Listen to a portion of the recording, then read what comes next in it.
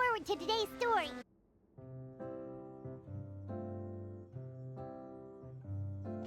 Looks like everyone's here. Now, before we begin, why don't we finish where we left off yesterday?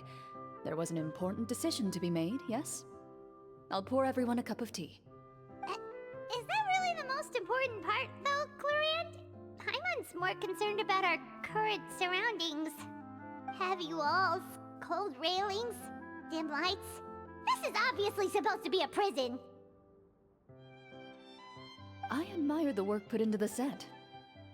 Still, it's obvious the scriptwriter has never paid a visit to the fortress of Meripede.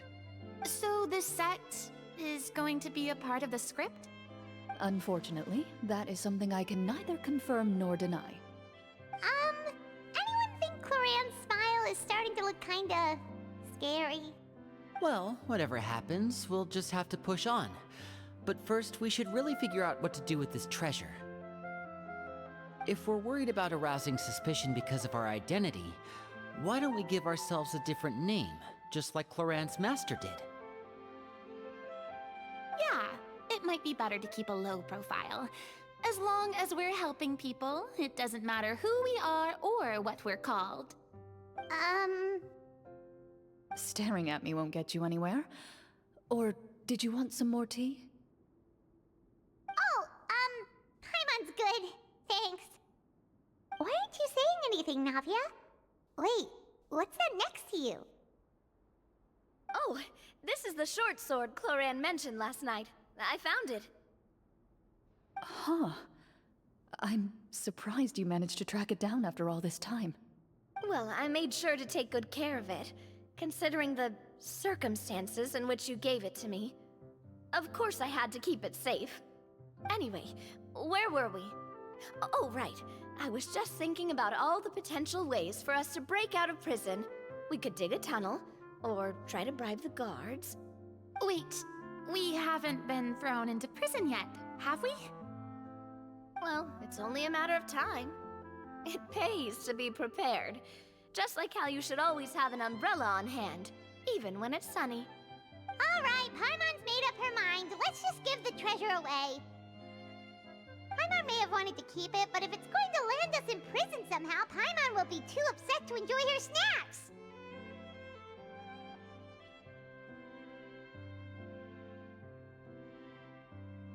So, you've reached an agreement?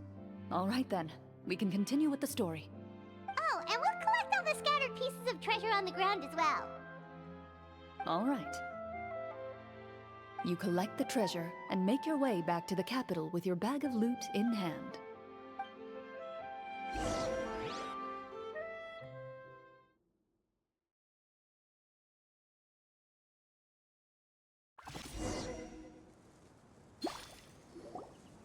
The city is still shrouded in a gloomy, oppressive atmosphere, but your spirits are surprisingly high.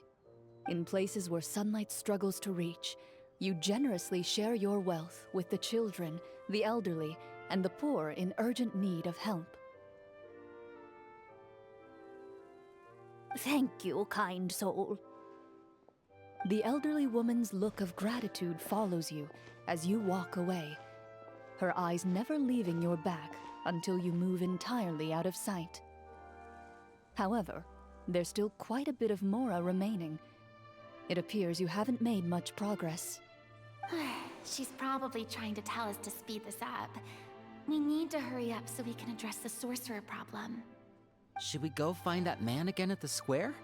He seemed like a pretty responsible guy. I'm sure he knows the people here far better than us.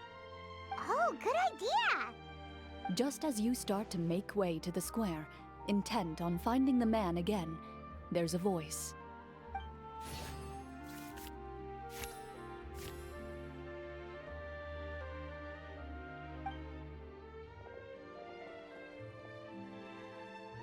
Please wait, distinguished guests. Several strange guards suddenly call out to you. They run forward to meet you and proceed to politely pay their respects. Greetings, gentlemen. Are we being invited for afternoon tea? Surely you jest, my lady. That would not be our place. It is His Excellency the King who requests to meet with you. Please come with us.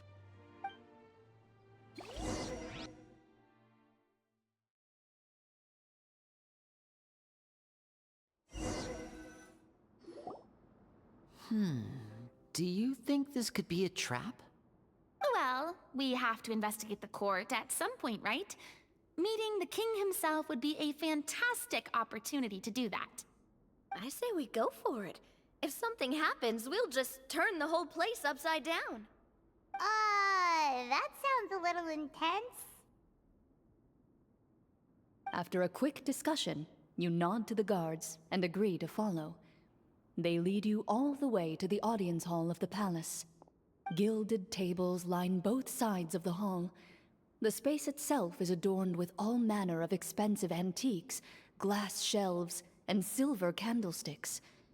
The items appear quite ordinary in size and dimension, yet their presence somehow makes the emptiness of the hall feel even more surreal and ominous. Wow, it's so luxurious! The elderly king, clad in a magnificent robe, sits upon the deep crimson throne before you. He wears above his head a majestic crown, with a gemstone the size of a bird's egg set right at the very front. As you observe it, you see a complex pattern of light reflect off its surface. They're here, Your Majesty. A man dressed in dark clothes, likely a minister, shields his mouth with his hands and bends down to whisper a few words to the king. After a moment, he lowers his hands and stands back up. His gaze shifts to fixate on your group, but he does not move from his place at the king's side. The king does not appear entirely aware of his surroundings. The man by his side, though. We should keep a close eye on him. The king remains still and says nothing. The minister is the one who speaks. Esteemed guests, allow me to thank you for coming to our faraway kingdom. Unfortunately, His Majesty the King finds himself quite exhausted from work. So please allow me, his Prime Minister, to welcome you in his stead. I've heard tell that your group, the Marechaussee Hunters, used your exceptional ability with the sword to repel the monsters near the capital. Such a great deed deserves to be rewarded. However, seeing that I was not fortunate enough to observe such a feat with my own eyes, you'll forgive me for seeking to verify the truth by speaking to you myself. Well, we've got nothing to hide. You brought us here to talk, right? So we'll just explain what happened.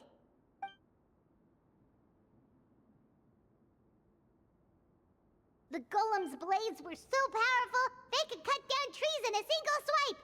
It took a lot of effort to defeat them, even for trained swordsmen like us. Well, that was enough details, right? Believe us now? Your account does indeed match those of the survivors. Since you were the ones who defeated the monsters, that must mean you are also in possession of the treasure they stole?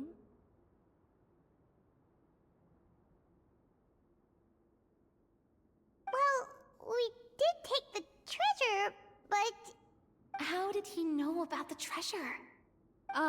Then I must ask that you return it at once. It belongs to the kingdom. Wait, but didn't you just say that our great deed deserved a reward? Shouldn't the treasure be considered a part of that?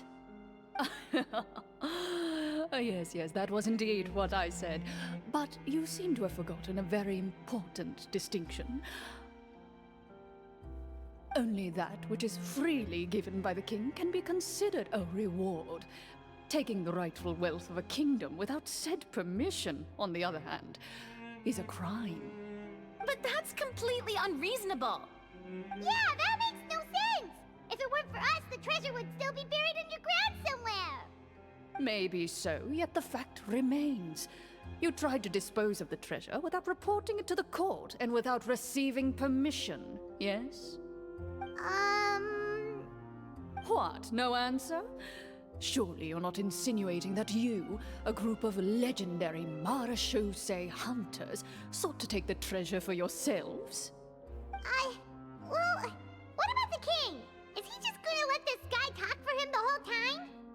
Clad in his magnificent robe, the king remains seated, with his hands resting on either side of the throne. His posture is rigid and unmoving, He stares forward with an empty look in his eyes, completely unmoved by the events before him. From the look of things, could the Prime Minister be the evil sorcerer? Or could both the King and the Prime Minister have fallen under the evil sorcerer's control? I would like to observe the number of guards stationed in the hall. The guards in the palace appear fully armed, their expressions solemn. Sensing the tense atmosphere in the room, they stand at the ready, each with a hand placed upon the hilt of their sword, as if prepared to draw their weapons and surround you at a moment's notice. Well, there goes my plan to turn the whole place upside down, I guess. It appears we've been visited by nothing more than a group of ill-intentioned imposters. What a pity. Guards, take them away and throw them in the dungeons. Before I decide your fate, however, I must first determine whether you have any accomplices outside the court. Can't we try to slip away? Or maybe start some kind of riot?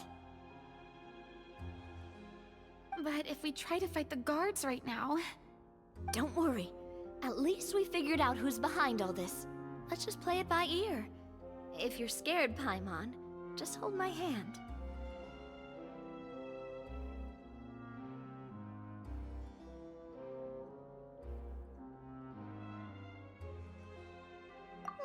Thanks, you guys. You allow yourself to be led away by guards surrounding you on both sides.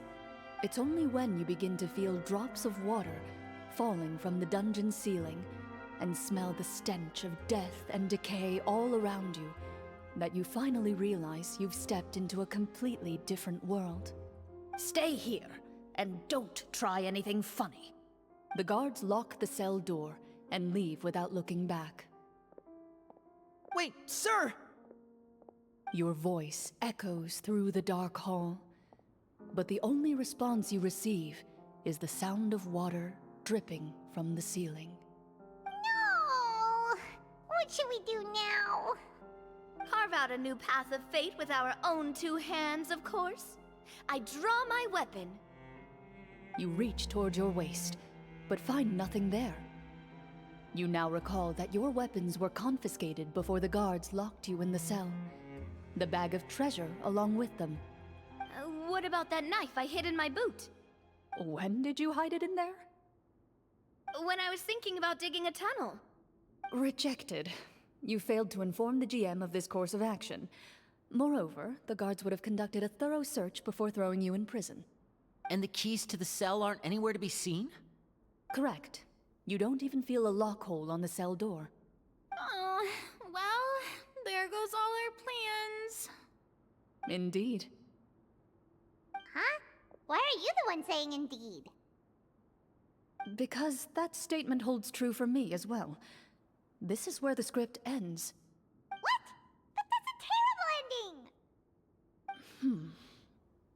Generally speaking, this should be the point where the scriptwriter gives the players some kind of hint, or gives the GM some kind of code for how to move forward. I mean, maybe they just really wanted us to be immersed in the feeling of being in prison? Like, they'll only show us the way out once we've grown truly and utterly desperate? That is a possibility. If only there were desserts and tea in real prison. Oh, wait, guess it's kind of how the Fortress of Meripede works if you're lucky. Oh, before I forget, Navia, the short sword you had with you earlier. I took a closer look, and the craftsmanship doesn't appear to resemble anything from this era. If I remember correctly, that style was last in vogue several hundred years ago. Wait, Clorinde said that sword used to belong to her master, right? Does that mean her master has been alive that long? I doubt it. The way she went about things often made her seem childish more than anything. I'd say the sword was most likely an heirloom passed down over time. Hang on. A precious heirloom passed down to you by your master. And you gave it to me just like that? You weren't worried I might lose it?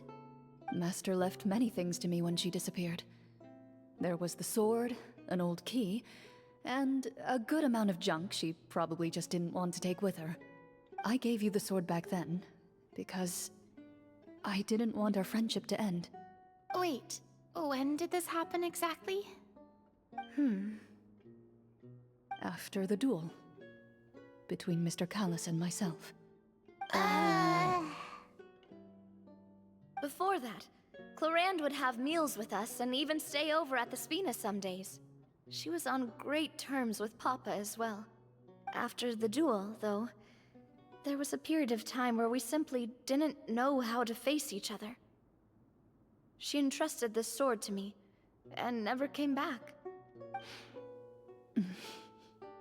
We were both sad, and conflicted, and totally overthinking everything as a result. Whenever I looked at this sword, I couldn't help but wonder if Miss Petronia had never introduced us to each other at that picnic. Maybe part of the sadness I was feeling could have been avoided. Back then, it felt like I hadn't just lost a father, but a close friend as well. No one can change the past. The most important thing is that you two found your way back to each other and can enjoy things like this together. Yep, you're right. I'm sorry, you two.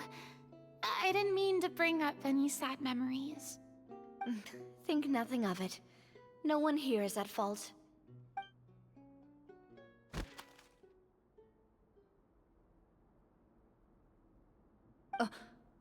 Huh?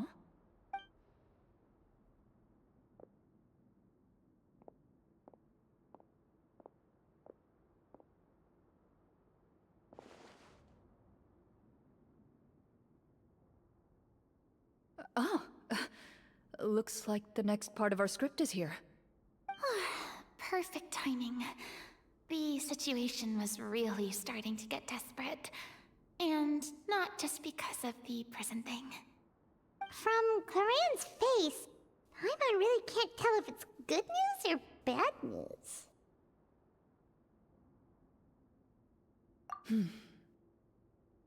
Water continues to drip from the ceiling. In this lightless dungeon, you lack a reliable way to tell how much time has passed. Eventually, you get used to the unpleasant odor of straw, mold, and rust, and find yourselves alternating between fits of drowsiness and despair. Suddenly, you hear footsteps outside the door. Heads up, everyone. Someone's coming. Gather close, everyone, and keep your voice down. Who are you? I work as a guard in these dungeons, but my true identity is the same as your own. I'm also a Marechaussee hunter. Huh? Shh. I've already sent away the other guards, but if we make too much noise... I understand, but how can we be sure we can trust you? The king has issued a formal decree. In light of the irrefutable proof of your crime, you're to be executed before tomorrow's sunrise. If you want to escape, it has to be now. Executed? We barely did anything! Monsters appearing at the same location as the treasure. Could this entire thing have been a trap? There will be time for speculation once we're out of here. As for my identity, I have no way to prove that to you just yet. Infiltrating the capital was difficult, and finding a chance to speak with you has taken a lot out of me. I could go on, but I think we can all agree that now is not the time for details.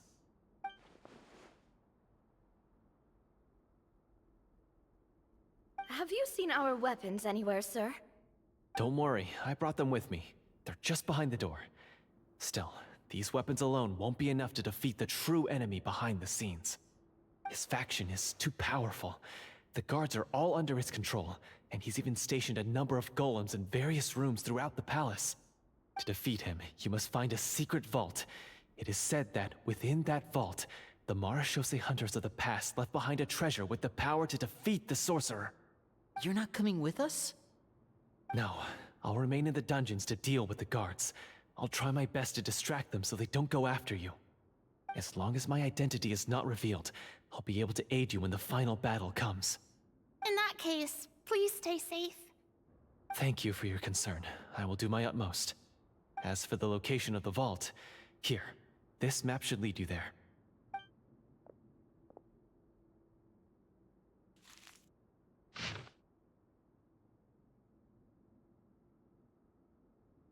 Got it. All right, once I open the door, remember to stick close and refrain from making any noise. I'll lead you out of here as quickly as possible. You now have the chance to restore the honor and legacy of the Mara Shosei Hunters. So please, get out there and reclaim what's ours. And be sure to exercise caution. With the help of the guard, you successfully escape the dungeons. Your sense of despair and anxiety both seem to fade as you continue your quest.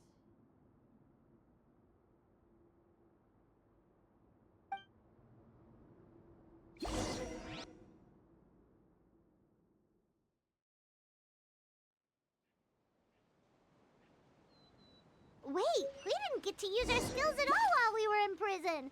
Who knows when we're gonna get the chance to use that cool summon spell? That is a pity, but we can only continue to move forward. This should be the place marked on the map. This bit of rock certainly looks suspicious. Well, I'd say an investigation's in order then. Plus, if all else fails, we can just blow it up. Wow, you really meant that! Before you lies a serene stretch of open water, its surface shimmering a brilliant shade of sapphire blue. Well, guess this means it's time for a swim.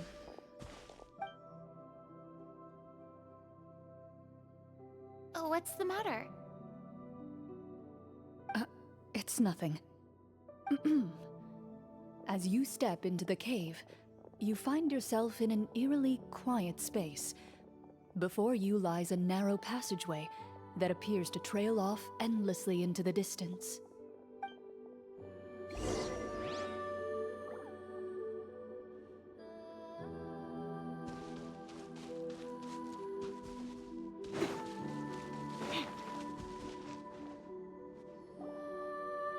Wow, this must be where the treasure is hidden! But this door is blocking our way in. It almost looks like it's been here for quite some time. I've got to hand it to the tabletop troupe. They really went all out with the props. Huh. What have we got down here? A kind of mechanism connected to the door? Ah, it looks like we might have to arrange it into a certain pattern. A pattern on a stone door. That's something Master mentioned before. Is something wrong, Clorinde? After a long, difficult journey, you finally arrive at the location indicated by your map. It appears to be an ancient site of some sort, where treasure likely awaits. Your surroundings are exceedingly quiet and serene, as if the secret that slumbers here has never once been disturbed. If you listen closely, you can almost convince yourself you can hear the sound of its calm, gentle breathing. That description makes Paimon feel kinda bad for disturbing this place. We're doing this for the sake of the people, to free them from the evil sorcerer. I say it's time for this treasure to once again see the light of day. Linny's right. We need to keep going. The future of the kingdom depends on it. The next part of the story requires us to solve the puzzle, right? Let's start exploring the area. Yes, that should be fine. Something feels off about all this. Guess I'll just have to improvise.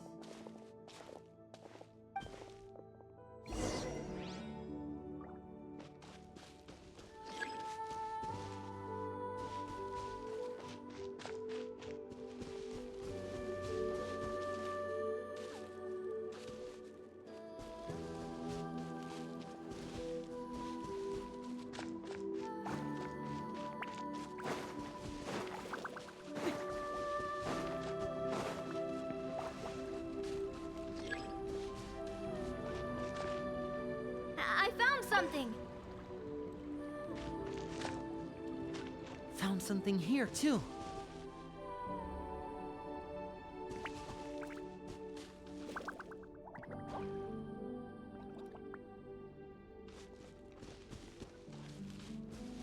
Same here.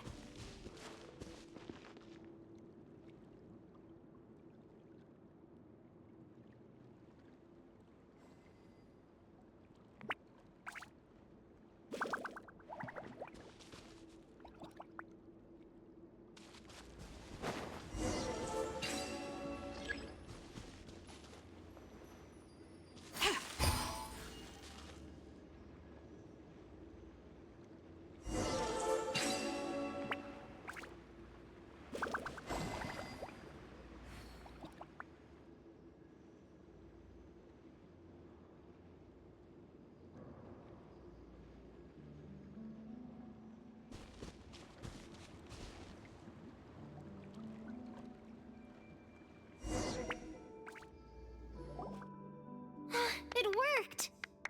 Something just appeared. Some kind of new mechanism, maybe? By solving the puzzles, you prove yourselves worthy of inheriting the secrets of the past. At the end of each puzzle, you're rewarded with With? a key.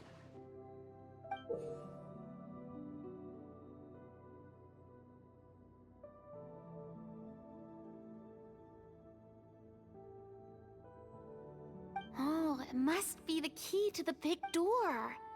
Huh?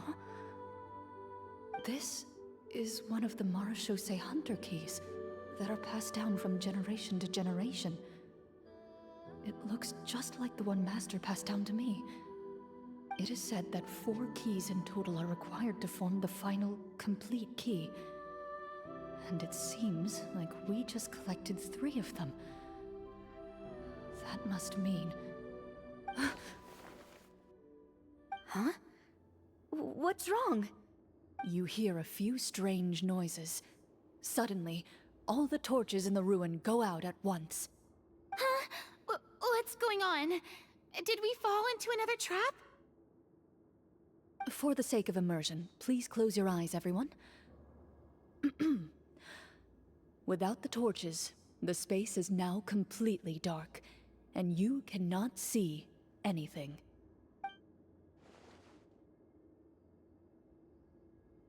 But Paimon can still see a little bit over here. Oh, right, sorry. Suddenly, you hear the sound of footsteps pierce through the darkness. There's someone else here? Oh, this is so unsettling. I can't see anything. I've been discovered then? Wait, that voice, it's... You recognize the voice as belonging to the guard who led you to this place. It appears he now covets the treasure for himself, and has come to stake his claim. Oh, so this is just part of the script. Then I can probably relax.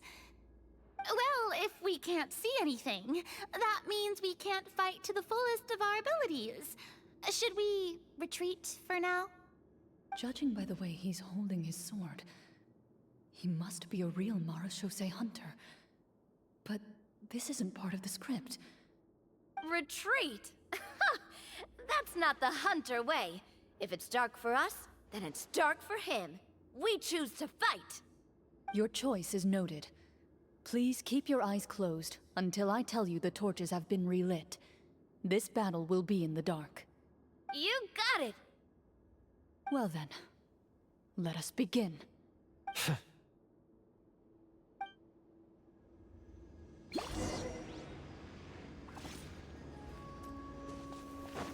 Into the shadows.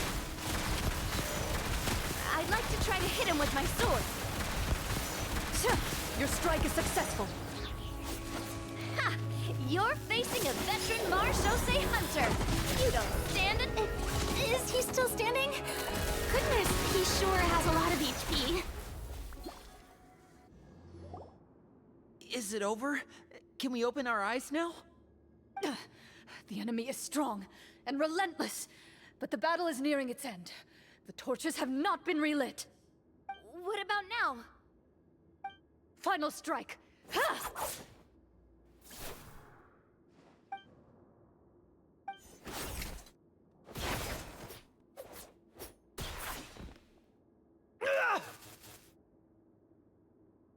Well, did we get him?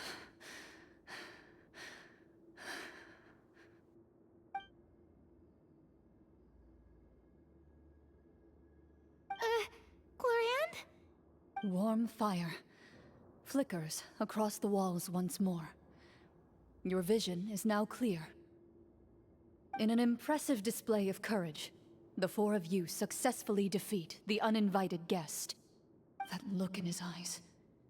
It's like he became an entirely different person as soon as I defeated him. Huh? Mr. Florian? Oh, wait. We're supposed to be role-playing. I should stay in character.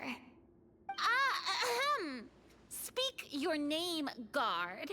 Why did you lead us here just to betray us? Is this treasure really more important to you than bringing peace to the kingdom? What kingdom? What peace? Those were nothing but lies! I, Florian, am a true Marechaussee hunter, descended from hunters of ages past. So he's also using his real name. Or, wait, was that the name of his character from the very beginning? Then I'm even more confused. If you truly are a Marechaussee hunter, shouldn't you want to help us just like you said before? Shouldn't we fight together for the sake of the people? What do you know? In this day and age, there's no glory to be had as a Marechaussee hunter. What's that supposed to mean?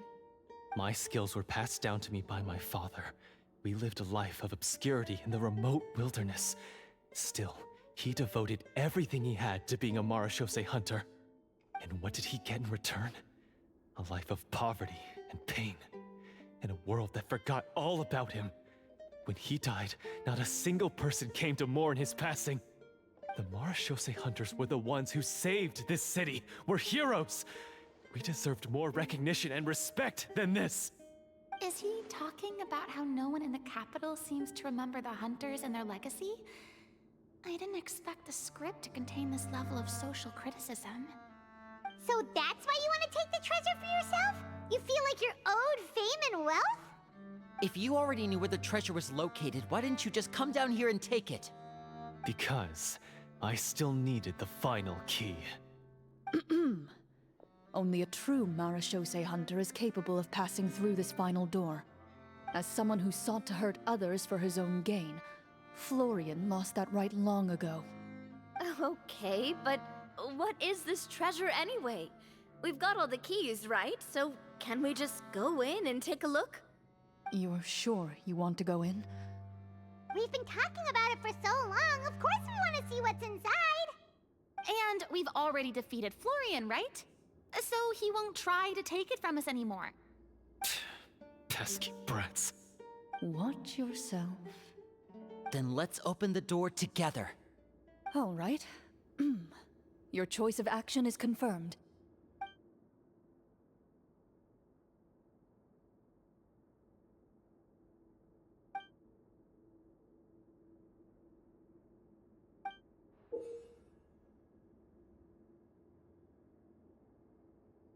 Before you, the door to the treasure, sealed and undisturbed for more than 100 years, finally swings open.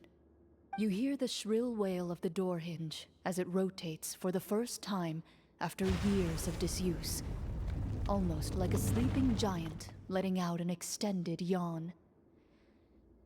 You get the impression that the secrets buried behind this door might be just as heavy as the sound you just heard. It's open! Come on, let's go in! Paimon wants to see what's inside! Ooh, me too!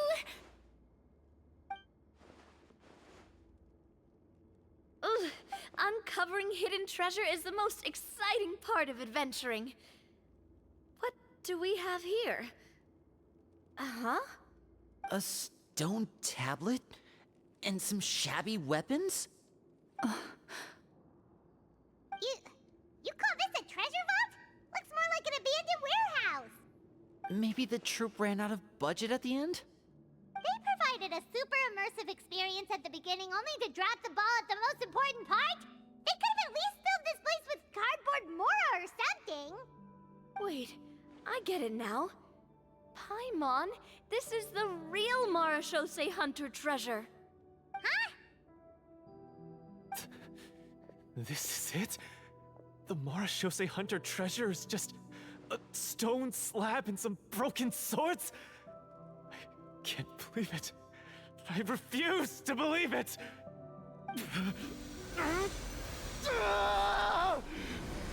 Whoa, are you okay? The Marashose hunter before you appears to suffer a serious mental breakdown. He needs to leave the room for a moment to collect himself. One of you seems to understand the significance of the treasure already. If the rest of you wish to follow suit, you may remain here in the meantime and explore your surroundings.